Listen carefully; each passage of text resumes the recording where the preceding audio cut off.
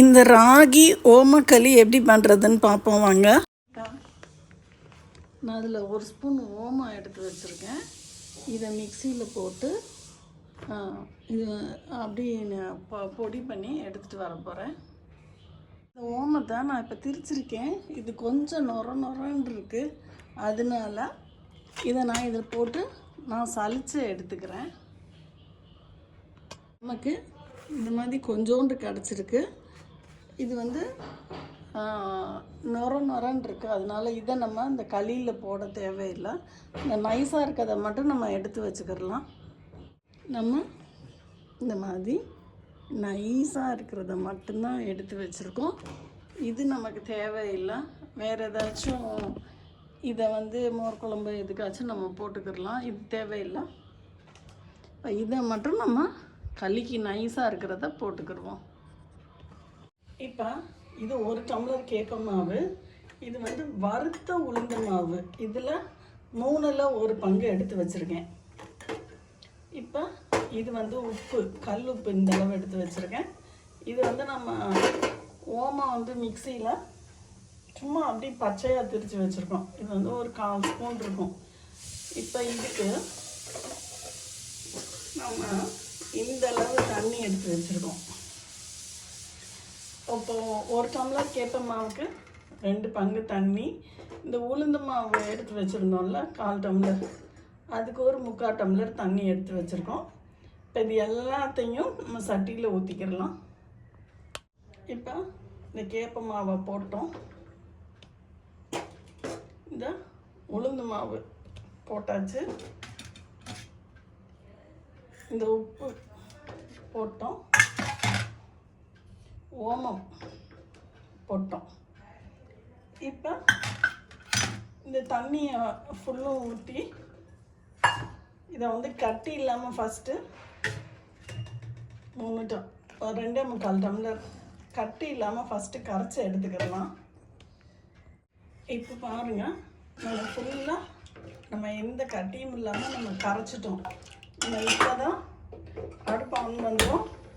அடுப்பு ஆன் பண்ணி சிம்மில் வச்சு இது ஒரு 40 மினிட்ஸ் வேகட்டும். இந்த மாதிரி மூடி வச்சுருக்கோம். எதுவும் கிண்ட தேவையில்லை, அது பாட்டுக்கு வேகும்.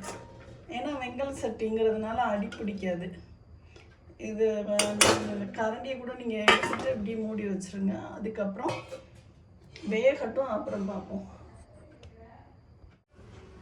இப்போ ஒரு 20 நிமிஷம் ஆகிருக்கு. நம்ம திறந்து பார்ப்போம். நம்ம கிண்டவே இல்லை, அப்படி தான் வச்சுருக்கோம். இப்போ இதை நம்ம கிண்டி விடுவோம். விடுங்க. இந்த மாதிரி எல்லாத்தையும்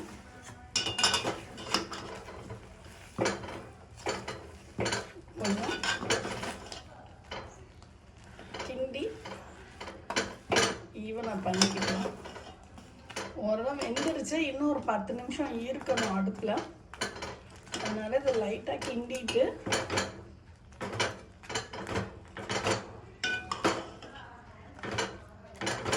இந்த மாதிரி ஏதாச்சும் கட்டி இருந்துச்சுன்னா அப்படியே உடச்சி விட்டு கிண்டுங்க. இன்னொரு 10 நிமிஷம் மூடி வச்சுருப்போம். கொஞ்சோண்டு உப்பு பத்தாமல் தெரியுது, அதனால் நான் கொஞ்சோண்டு போட்டு கிண்டிக்கிறேன். இப்போ பாருங்கள், நான் வந்து இதை அடுப்பு ஆஃப் பண்ணியிருக்கேன். ஒரு 5 மினிட்ஸ் ஆஃப் ஆகி இந்த மாதிரி இந்த இதிலே இருக்குது. இப்போ நம்ம ஆயில் ஊற்றிக்கிடலாம். ஏன்னா வெந்துருச்சு. 1/2 ஹவர்லேயே இது வந்து வெந்துருச்சு. 40 மினிட்ஸ் நம்ம வைக்க தேவையில்லை. நான் இப்போ ஆஃப் பண்ணி ஒரு 5 மினிட்ஸ் ஆகிருக்கு. நான் வந்து இந்தளவு நான் இது வந்து நான் கடலெண்ணெய் ஊற்றுறேன். நீங்கள் நல்லெண்ணெய் வேணாலும் நீங்கள் ஊற்றிக்கிடலாம். நல்லெண்ணெய் ஊற்றினாலும் நல்லா தான் இருக்கும். ஊற்றி, ஏன்னா களின்னா உங்களுக்கு வந்து நல்லா ஆயில் இருந்தால் தான் சாப்பிடும்போது நல்லா ஸ்மூத்தாக போகும் தொண்டைக்குள்ளே. இல்லாட்டி இறங்கவே இறங்காது உங்களுக்கு. நல்லா இந்த மாதிரி தலை நல்லா ஆயில் ஊற்றிக்கோங்க.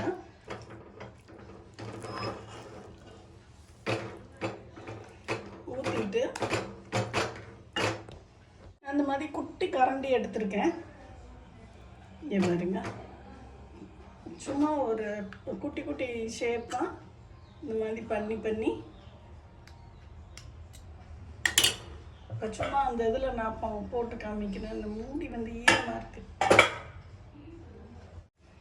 இப்போ இந்த பிளேட் இருக்குன்னு பாருங்களேன், இந்த மாதிரி நம்ம கரண்டியில் எடுத்துகிட்டு சும்மா இப்படி பண்ணாலே அது வந்து விழுந்துடும். இந்த மாதிரி நான் பண்ணிட்டு காமிக்கிறேன் உங்களுக்கு. இப்போ நமக்கு கேப்பக்களி ரெடி. நம்ம இந்த மாதிரி பிக்கர் சைஸாகவும் பண்ணிக்கலாம், இந்த மாதிரி குட்டி சைஸும் பண்ணிக்கலாம். நீங்கள் ஒரு வெங்காய சட்னி, கருப்பட்டி, இப்படி கொத்தமல்லி துவையல் எது வேணால் வச்சு சாப்பிட்டுக்கலாம். செம்ம எம்மியாக இருக்கும். ட்ரை பண்ணி பார்த்துட்டு சொல்லுங்கள் ஃப்ரெண்ட்ஸ். பாய்.